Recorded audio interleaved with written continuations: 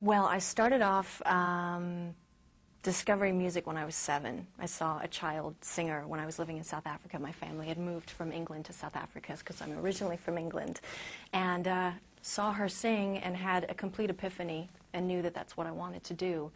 And memorized every song on her record. And 6 months later, my dad kind of realized that I was actually singing over the record and had me singing in old people's homes and just kind of got my career started. And 6 months later, I was singing on the same stage with a little band doing my shtick as a little child singer. I made a record, country and western record, when I was 8.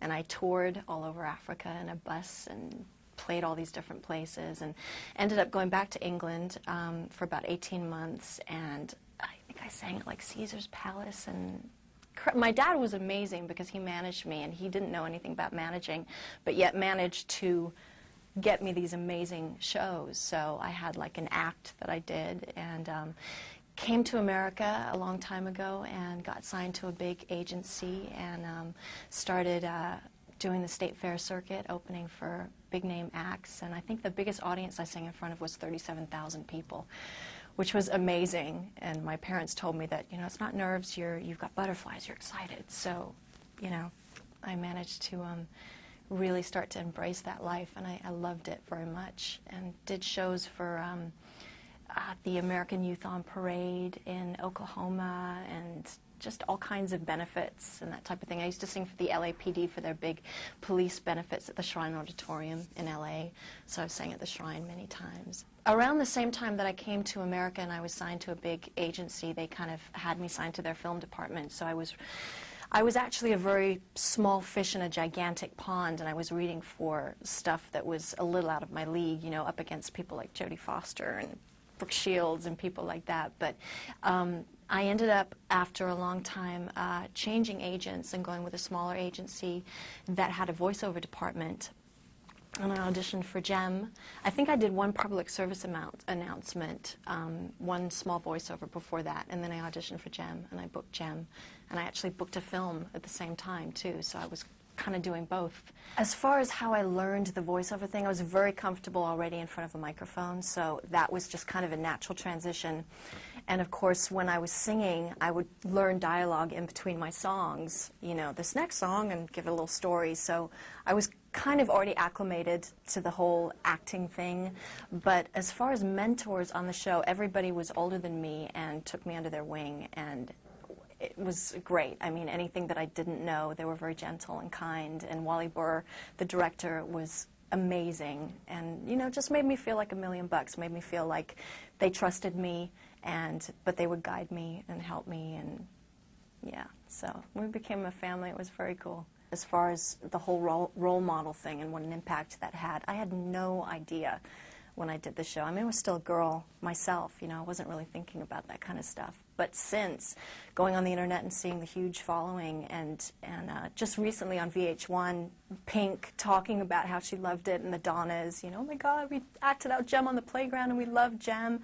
It's kind of blown my mind to have been a part of something that really, I do remember at the time it was all boys cartoons.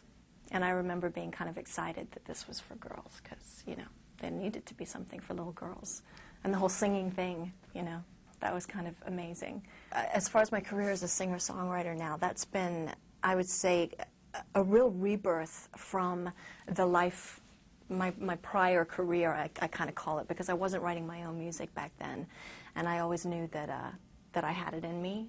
But so I kind of took a break for a while to get a sense of where I wanted to sit musically and what I had to say, and taught myself an instrument, which is really, you know, a very helpful thing, and just kind of started giving birth to all this music and found some amazing collaborators, which was very helpful, because I try to choose people that have more knowledge than me so that I can learn from them. And I've written quite a lot of material.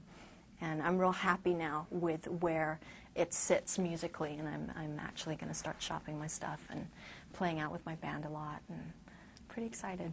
So the contact that I've had with the fan base over the years has just been just really rewarding, because people have really gone out of their way to connect with me and tell me how much they love the show, and I've been able to turn them onto my music. And I've had a website for quite a long time, but MP3, I understand, just got bought out by another company. So I'm going to be having SamanthaNewark.com. I'm in the process of putting together my own website, and I'll have my own original music available.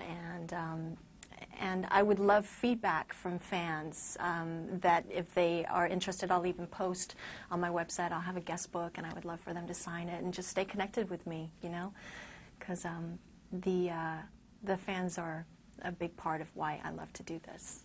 The place that Jem has in my career is a really great place in my heart, because it was a springboard, and it's always been something that I've kind of worn as a badge, like, oh, it's the voice of Jem, you know, and it's had such a positive impact on so many people, and I'll always feel really honored that I got to be a part of something that special. And I would love to see it, the cartoon, brought back or redone. There's a huge petition on the internet to bring Jem back, because there's a whole new generation of kids that have never experienced it, you know, and I can say that having two little nieces, you know, I would love for them to know about Jem and experience the whole magic of it.